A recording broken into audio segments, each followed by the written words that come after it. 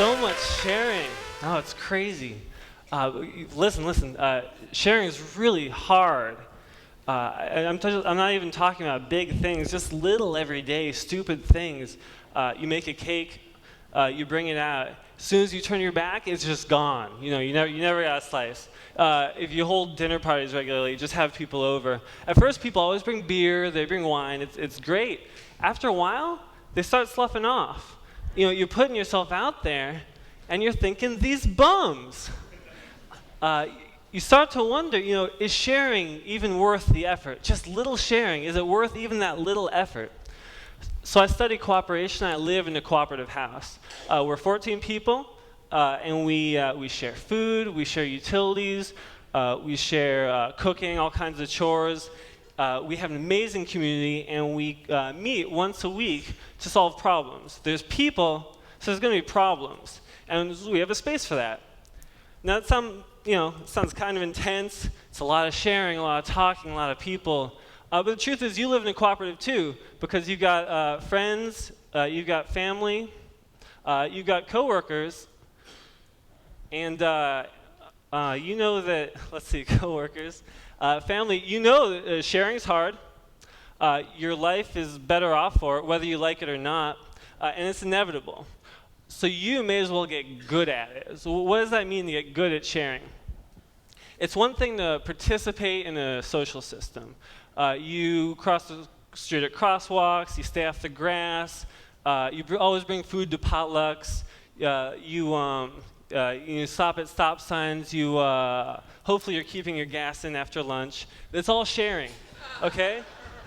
It's an entirely different thing to be responsible for a social system, to make one, to embody one, to find a way where everybody would be better off if they did this one thing together, and then make a simple, intuitive way for them all to share where there didn't used to be one.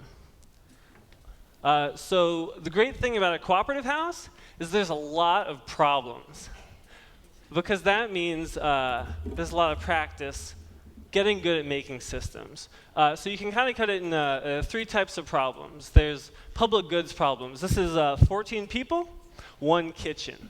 14 breakfasts, 14 lunch, 14 bowls in this thing, 14 elbows, for dinner. 14 people thinking, why should I clean up my little mess if these people haven't been doing it? It was a problem in our house. It happens. So we have a space. We sat down. We talked about it. We tried things out. Some great, horrible ideas. Things that didn't work. We kept trying. Right now, our system is pretty simple. It's good. It took some doing. We'll call it deceptively simple. 14 people, 7 nights a week. Hey, let's do 2 cooks a night. They clean, they cook, they make enough leftovers for tomorrow, and they clean again.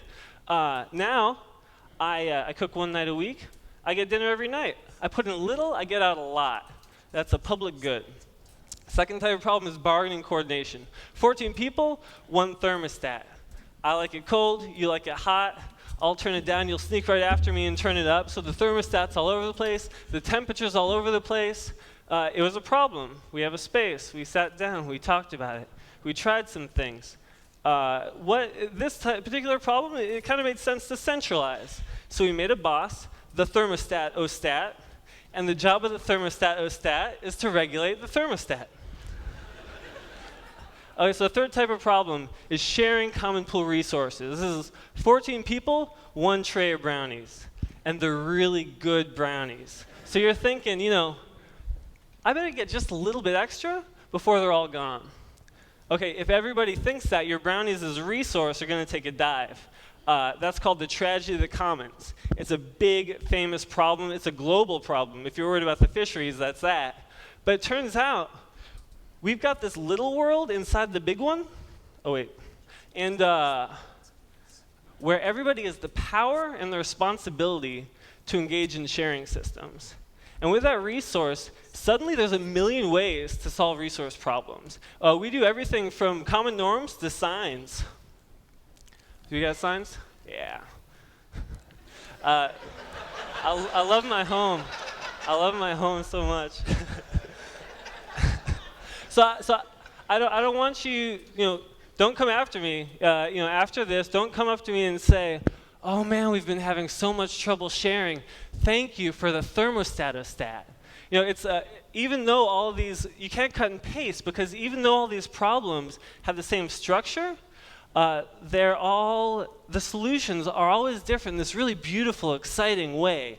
And there's so much creativity in sitting down together and solving them. And it's really the best part. It's so much fun making social systems that aren't going to work. Like, it's huge. It happens all the time. Really big things are happening. Elinor Ostrom just won the Nobel Prize in Economics for showing that this can exist, for showing that people can self-organize to manage resources. The United Nations just declared 2012 the International Year of the Cooperative.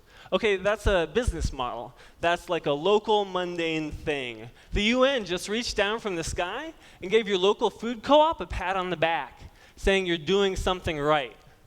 So if you have this feeling like your life is absolutely perfect, except for all the people in it, don't just look at their decisions. Look at the incentives behind their decisions. Look at the structure of the systems they're deciding in.